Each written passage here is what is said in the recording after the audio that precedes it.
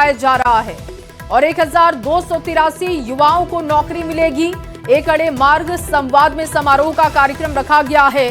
Social media x पर इसकी जानकारी दी गई है और जेडीयू ने पोस्ट करते हुए इस बात की जानकारी दी है कि आज रोजगार के मामले में एक बड़ा सौगात मिलने जा रहा है। नौकरी और रोजगार को लेकर सरकार की प्रतिबद्धता दिख रही है। आनंद अमृतराज ज्यादा जानकारी के साथ जुड़ चुके हैं। आनंद, कितने बजे का ये कार्यक्रम है, कितने लोगों को नियुक्ति पत्र दिया जाएगा यहाँ पर?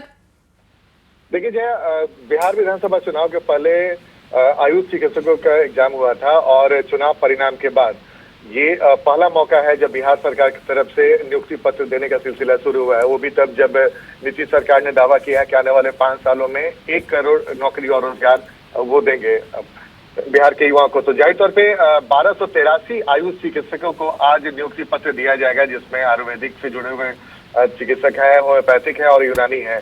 3 बजे के आसपास का समय दिया हुआ है। जब मुख्यमंत्री नीतीश कुमार के हाथों इन आयुष चिकित्सकों को नियुक्ति पत्र दिया जाएगा। अब से कुछ दिन पहले हमारी बातचीत भी हो रही थी आयुष चिकित्सकों से, वो भी बेहद उत्साहित हैं और उनका मानना है कि राज्य सरकार ने जो कहा था हम लोग भी उसी भरोसे बैठे हुए थे और अब जब एग्जाम हो चुका है, अब नियुक्ति पत्र मिल रहा है, इसका उत्साह समझ सकते हैं। जाहिर तौर से नीतीश सरकार के लिए एक बड़ी चुनौती है 1 करोड़ नौकरी और रोजगार, जिसकी शुरुआत अगर आप माने तो चुनाव के बाद एक पहला मौका है कि स्वास्थ्य विभाग की तरफ से 1283 आयुष चिकित्सकों को नियुक्ति पत्र दिया जा रहा है। तो जाहिर तौर पर बेहद महत्वपूर्ण है और इसमें एक खासियत और भी है जो जानकारी मिल रही है कि इसमें महिला जो चिकित्सक है उनकी संख्या ज्यादा है नियुक्ति पत्र में।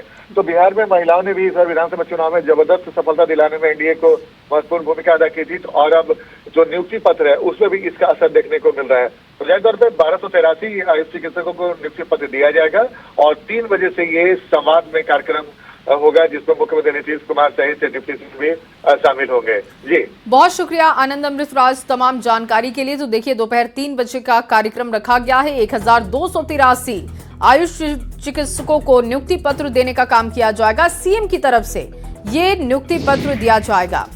मनरेगा को लेकर अब खबर है। मनरेगा की जगह नए बिल की तैयारी में सरकार है। देखिए विकसित भारत जी बिल लाएगी सरकार।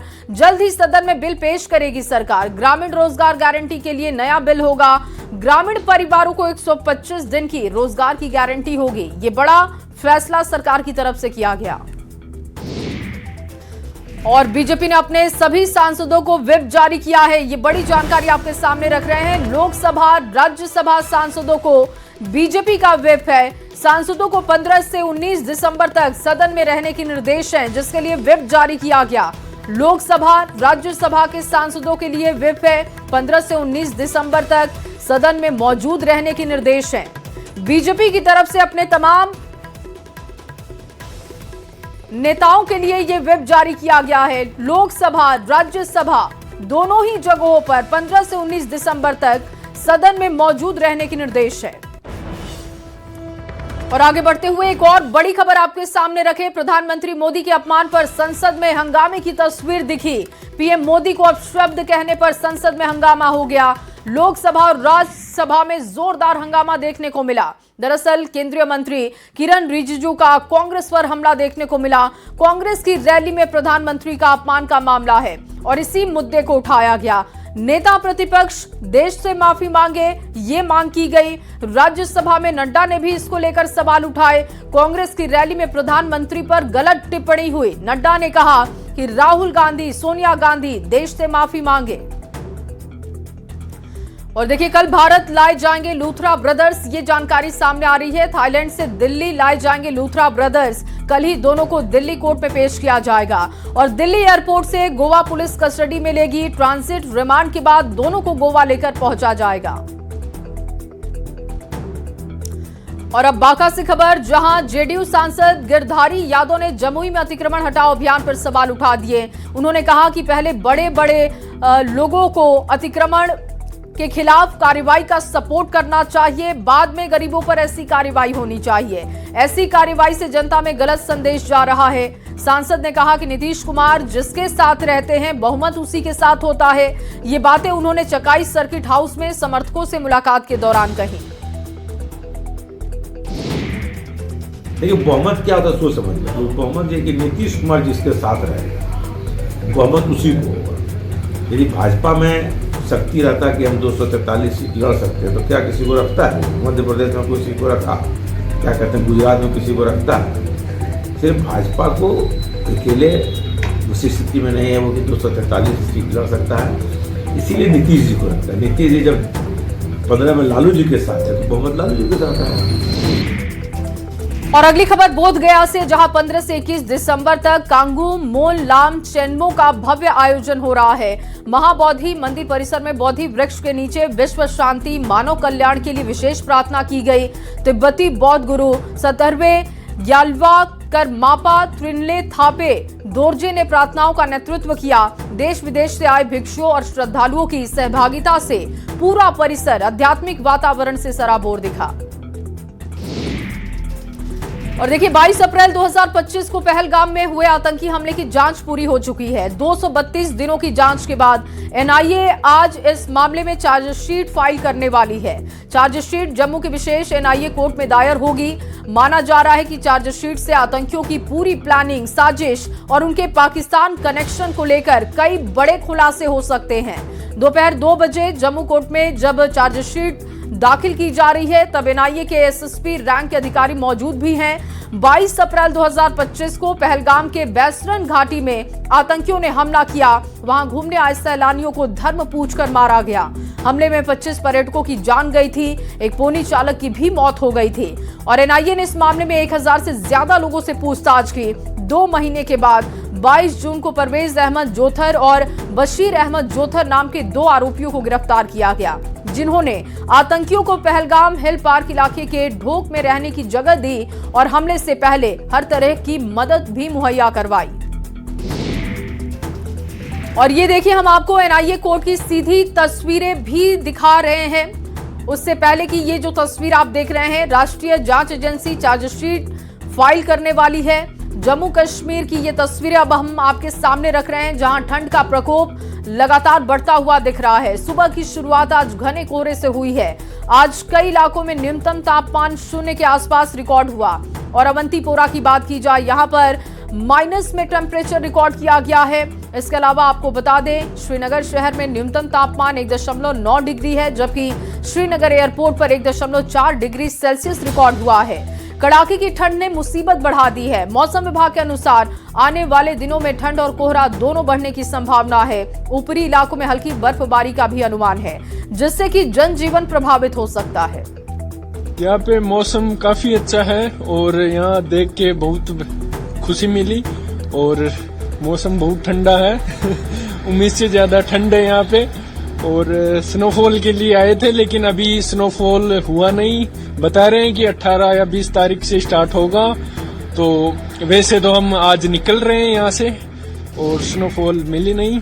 वैसे मौसम और यहाँ का माहौल बहुत अच्छा है। First time visit for Srinagar, मुझे बहुत अच्छा लगा इस चीज का देख के, क्योंकि जयपुर से राजस्थान से ठंड बहुत ज्यादा है, यानी सहन भी नहीं हो पा रहा मेरे से, क्योंकि बहुत ज्यादा ये चीजें, क्योंकि ये चीजें बहुत अच्छी लग रही मेरे को। ये तो लोगों को आना चाहिए। बिल्कुल बिल्कुल आना चाहिए, बिल्कुल आना चाहिए। बहुत अच्छी जगह है, बहुत अच्छा पैलेस है, यहाँ विजिट करना चाहिए लोगों को। तो अगर सर्दी की बात करें तो कितनी सर्दी लग रही है? यहाँ सर्दी बहुत ज्यादा लग रही है, लेकिन अच्छा भी लग रहा है, अच्छा भी लग रहा है। ऐसे फील हो रहा है कि सब इंजॉय हो रहा है सर्दी की, सर्दी इंजॉय की हमने। और अब बात देश की राजधानी की भी कर लेते हैं, जहां दिल्ली एनसीआर में कोहरे की वजह से संकट गहरा चुका है। कोहरे की वजह से उड़ानों पर असर दिख रहा है। स्पाइस जेट की फ्लाइट डाइवर्ट होकर जयपुर पहुंची। बैंकॉक से दिल्ली जा रही फ्लाइट भी डाइवर्ट की गई। कोहरे की वजह से दिल्ली एयरपोर्ट पर नहीं हो सकी लैंडिंग और इससे पहले स्पाइस जेट की दुबई दिल्ली फ्लाइट भी डाइवर्ट हो गई थी। और दिल्ली एनसीआर में आसमानी आफत लगातार बरकरार है। एक तरफ प्रदूषण सांसों पर संकट बन रहा है, दूसरी तरफ स्मॉग और फॉग ने सड़क पर चलने वालों की मुसीबत बढ़ा दी है। दिल्ली की सड़कें सुबह से धुंध की चादर में लिपटी हुई हैं। कई इलाकों में विजिबिलिटी 0 देखी गई है और एक्यूआई की अगर बात की जाए 500 के पार ये रिकॉर्ड है। और ऐसे में काम करने वाले लोगों को सबसे ज्यादा दिक्कत का सामना करना पड़ा। और वहीं घने कोहरे को देखते हुए ग्रेटर नोएडा पुलिस लोगों को जागरूक करने का काम कर रही है। पुलिस ने गाड़ी चलाने वाले लोगों से विशेष सावधानी बरतने की अपील की। दरअसल नेशनल हाईवे 91 पर पुलिस ने हाईवे पर गश्त के दौरान लगातार अनाउंसमेंट कर लोगों से अपील की है। पुलिस ने लोगों से रॉन्ग साइड गाड़ी ना चलाने की अपील की, धीमी रफ्तार में गाड़ी लोग चलाएं, साथ ही घने कोहरे में फॉग लाइट का इस्तेमाल और सुरक्षित दूरी बनाए रखने की सलाह दी गई है ताकि किसी भी हादसे से बचा जा सके। और देखिए, डॉक्टर्स के मुताबिक पॉल्यूशन साइलेंट किलर की तरह काम कर रहा है। जब एक्यूआई का लेवल 400 के पार पहुंच जाता है तो इसका मतलब है कि हवा में मौजूद PM 2.5 के सूक्ष्म कणों की मात्रा इतनी ज्यादा है कि ये आपके फेफड़ों को गंभीर नुकसान पहुंचा रही है। एक्सपर्ट का साफ मानना है कि ऐसे गंभीर प्रदूषण में बिना मास्क से बाहर ना निकले। सांस लेने में अगर आपको दिक्कत हो रही है तो आप डॉक्टर से मिलें। एक दिन में 20 से 25 सिगरेट पीने के बराबर दिल्ली में सांस लेना है। और बड़ी खबर अब आपके सामने रखने जा रहे हैं। बीजेपी ने एक बार फिर से अपने फैसले से पूरे देश की सियासत को चौंका दिया है। बिहार के पथ निर्माण मंत्री नितिन नवीन को पार्टी का राष्ट्रीय कार्यकारी अध्यक्ष बनाया गया, जिसके बाद आज थोड़ी देर में दिल्ली पहुंचने वाले हैं, ऐसी जानकारी है। पार्टी मुख्यालय में पार्टी की ओर से दी गई नई जिम्मेदारी को संभालकर नई पारी की शुरुआत करेंगे नितिन नवीन, जिसके लिए तैयारियां कर ली गई हैं। पटना बीजेपी दफ्तर की तस्वीर आप देख रहे हैं, जहां पर उनका सम्मान किया गया। महावीर मंदिर जब पहुंचे पूजा अर्चना करने के लिए, वो तस्वीर आप देख रहे हैं। और इसके अलावा आपको तस्वीर दिखा रहे हैं, पिता नवीन सिन्हा को श्रद्धांजलि अर्पित की, नमन उनको किया, उनको याद किया और अब दिल्ली में जिम्मेदारियों को संभालेंगे, पदभार ग्रहण करेंगे, शीर्ष नेताओं से मुलाकात करेंगे। दिल्ली पहुंचने की जानकारी मिल रही है। ये तमाम तस्वीरें आपको दिखा रहे हैं बीजेपी के राष्ट्रीय कार्यकारी अध्यक्ष नितिन नवीन की। तो देखिए, नितिन नवीन दिल्ली बीजेपी मुख्यालय में पहुंचने वाले हैं। उनके स्वागत को लेकर बीजेपी नेताओं और पार्टी कार्यकर्ताओं में जबरदस्त जोश देखने को मिल रहा है। बड़ी संख्या में कार्यकर्ता पार्टी मुख्यालय पहुंचकर नारेबाजी और शंखनाद करते हुए देखे जा रहे हैं। बीजेपी मुख्यालय में राष्ट्रीय कार्यकारी अध्यक्ष नितिन नवीन के स्वागत के लिए आप देखें तो यहाँ पर तमाम कार्यकर्ता नजर आ रहे होंगे और इंतजार है उनके यहाँ पर पहुँचने का। हमारे साथ तरुण चुग जी हैं बात करने के लिए। सर, किस तरीके से स्वागत होने वाला है आज?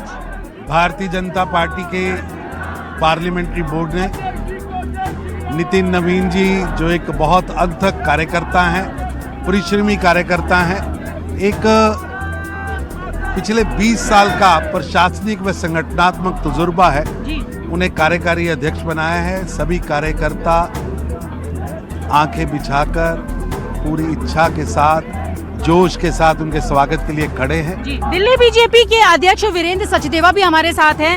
सर, आप भी अध्यक्ष हैं और अब राष्ट्रीय अध्यक्ष, जिनके स्वागत के लिए देख रही हूँ कि बहुत ज्यादा भीड़ है और भव्यता के साथ तैयारियां हैं। जैसा अभी भाई साहब ने बताया कि पुराने कार्यकर्ता हैं और एक पीढ़ी का परिवर्तन दिखाई दे रहा है जब उनको कार्यकारी अध्यक्ष बनाया जा रहा है, तो निस्संदेह कार्यकर्ताओं में उत्साह है। और पहली बार बिहार से कार्यकारी अध्यक्ष की घोषणा हुई है, तो कार्यकर्ताओं में उत्साह भी और बिहार की जीत ने अभी स्वाद को बढ़ाया भी है।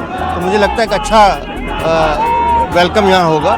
कार्यकर्ता उत्साह के साथ उनकी प्रतीक्षा कर रहे हैं। आपने देखा कि यहाँ पर तो उनके स्वागत की तैयारियां हैं और ये भी साफ कर दिया है कि जिस तरीके से बिहार में जीत मिली थी, अब बंगाल में भी वैसी ही जीत मिलने की तैयारियां हैं। और पूरा जोश देखिए आप, यहाँ पर तमाम कार्यकर्ताओं का आपको नजर आ रहा होगा कि वो पूरे जोश के साथ भव्य स्वागत के लिए तैयार है। तो शंखनाद हो चुका है यहाँ पर, आप देखें तो शंख से भी उनके स्वागत की तैयारियां की जा रही है। और बताइए कैसा लग रहा है, क्या कहना चाहते हैं? एक युवा राष्ट्रीय कार्यकारी अध्यक्ष मिलने वाले हैं। बहुत हर्ष का विषय है कि मोदी जी ने जो कहा युवा को आगे लाने की बात कर रहे हैं, उन्होंने करके दिखाया, जो आज हमें युवा राष्ट्रीय अध्यक्ष मिलने वाले हैं। आपने तो शंखनाद भी कर दिया है, आगे क्या होने वाला है? जी, विकास का कार्य प्रगति पे है और नवीन जी के आने से सब नवीन मंगल कार्य ही होता रहेगा।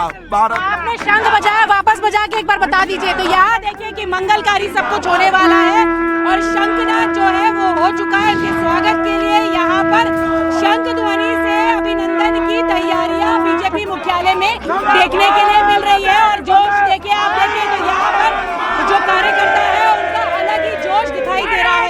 भारत माता की जय के नारे लगाए जा रहे हैं और अब कहना है कि कि जो भी जीत बिहार में मिली थी अब वही जीत बंगाल में देखने के लिए मिलेगी, उसी की तैयारियां हैं। विजय प्रदीप प्रधान के साथ न्यूज़ 18 इंडिया के लिए रचना।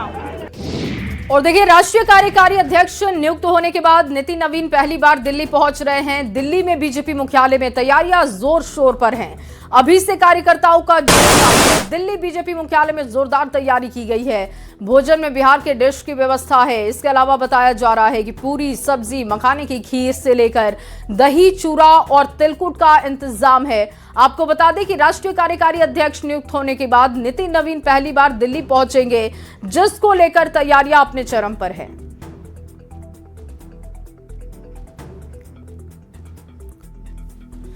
और चलिए आगे बढ़ते हुए आपके सामने रांची से बड़ी खबर रखे। चाईबासा में आईडी ब्लास्ट की खबर। कोबरा जवान नारायण दास घायल, जवान को एयरलिफ्ट किया गया, रांची राज्य अस्पताल ले जाया जा रहा है। ग्रीन कॉरिडोर बनाकर भेजा गया और एयरपोर्ट से एयर एम्बुलेंस से दिल्ली एम्स रेफर कर दिए गए हैं। ये तस्वीरें आपको दिखा रहे हैं। चाईबासा में आईडी ब्लास्ट में जवान घायल हुए हैं। कोबरा जवान नारायण दास घायल हैं। ओम प्रकाश ज्यादा जानकारी के साथ जुड़ चुके हैं। ओम प्रकाश, एयरलिफ्ट करते हुए अब दिल्ली के लिए रेफर कर दिया गया है, जानकारी दीजिएगा विस्तार से।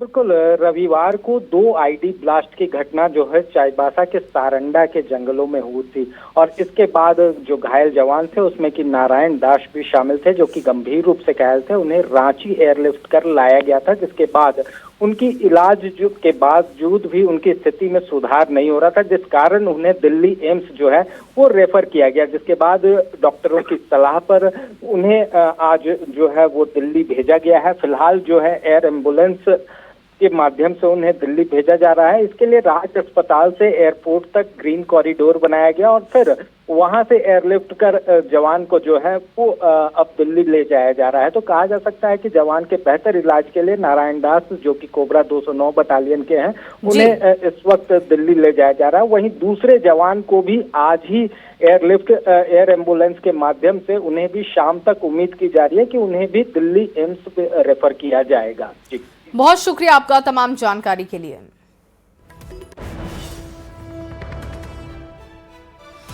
और बड़ी खबर इस वक्त आपके सामने मुजफ्फरपुर से। एक ही परिवार के 4 लोगों की आत्महत्या की जानकारी है। पिता ने 3 बेटियों के साथ खुदकुशी कर ली है। बताया जा रहा है कि अपने 2 बेटों को भी मारने की उन्होंने कोशिश की, लेकिन बेटे बच गए हैं। ये बड़ी जानकारी मुजफ्फरपुर से आपको दे रहे हैं। सकरा थाना क्षेत्र के नवलपुर मिश्रौलिया गांव में एक ही परिवार के 4 लोगों ने आत्महत्या की और इस घटना के बाद से जांच तेज हो गई है। वार्ड संख्या 4 में अमरनाथ राम ने अपनी 3 बेटियों के साथ फंदे से लटककर अपनी जान दे दी है। 2 बेटे उनके बाल बाल बचे हैं। फिलहाल आर्थिक तंगी की वजह से आत्महत्या की आशंका जताई जा रही है। घटना के बाद से स्थानीय पुलिस, डीएसपी, एसएसपी ने मामले की जांच शुरू कर दी है। बताया जा रहा है कि प्रथम दृष्टया मामला आत्महत्या का है, लेकिन हर पहलू से इस मामले को जांचा जा रहा है। और चलिए एक और बड़ी खबर आपको दे दे। रांची से ये बड़ी जानकारी। नशे के सिंडिकेट को ध्वस्त किया गया। पुलिस ने नेक्सस का भंडाफोड़ किया। एक दंपत्ति को गिरफ्तार किया गया है। मामले में 1 किलो गांजा सहित कैश भी बरामद किया गया। सुखदेव नगर थाना क्षेत्र से गिरफ्तारी की गई। घर से, वो खिड़की से, अपना घर से कभी उनका ये पुरुष देते हैं, कभी महिला भी देते हैं। तो इस तरह से वेरीफाई हो गया। उसके बाद हम लोग एक टीम बना के गए उसके घर में और घेराबंदी करके सर्च किए तो उसके घर पे काफ़ी मात्रा में गांजा 1 ग्राम से अधिक मिला और उससे जो गांजा पैकिंग करने का काफ़ी सारा सामान मिला। इसे बाद में दोनों से पूछताछ किया गया तो ये बताया कि ये दोनों काफ़ी समय से गांजा की खरीद बिक्री कर रहे हैं। और एक और बड़ी खबर आपके सामने रांची से। रिम्स में अतिक्रमण हटाओ का विरोध देखने को मिला। रिम्स से अतिक्रमण को हटाने का काम किया जा रहा है, लेकिन लोगों ने विरोध किया और रिम्स डॉक्टर क्वार्टर के पीछे सब्जी की दुकान लगाने वाले सैकड़ों दुकानदार भी इस अतिक्रमण का विरोध कर रहे हैं। सब्जी दुकानदारों का कहना है कि सरकार हमारी दुकानों को हटा रही है तो हमें जगह भी देना चाहिए। हमें जगह नहीं दी जा रही है, जिससे कि हमें रोजगार की समस्या उत्पन्न होगी। यहाँ बहुत पहले से दुकान लग रहा है। यहाँ सब आ रहा, पुलिस वाला सब आ रहा, हटा रहा कि यहाँ बाजार नहीं लगेगा का के हम लोग कहाँ जाएंगे, सब्जी को लेके कहाँ बेचेंगे। क्या बोलता है? क्या बोलता है कि यहाँ से हटाओ, नहीं तो कार्रवाई की जाएगी कि यहाँ बाजार नहीं लगेगा। सुबह 5 बजे आते हैं, 11 साढ़े 11 में बाजार खत्म हो जाता है। उसी में जो 200-400 रुपये कमाते वही हम लोग घर जाते हैं, फिर कहीं दूसरा बाजार देखते हैं। इस तरह हम लोग काम करते हैं। यहाँ पर सब्जी खरीदते ज्यादातर कौन लोग रहते हैं? सब्जी खरीदते यहाँ इधर मोहल्ले वाले सब रहते हैं, डॉक्टर भी सब रहते हैं, सबको रहते हैं, हर कोई यहाँ रहता है सब्जी खरीदने में। कोई ऐसा नहीं है कि आदमी है, सब कोई बात नहीं। देगा तो क्या कीजिएगा आगे आप लोग क्या करेंगे? जैसा नहीं कर तो हम लोग फिर बेरोजगारी हो जाएंगे। और चलिए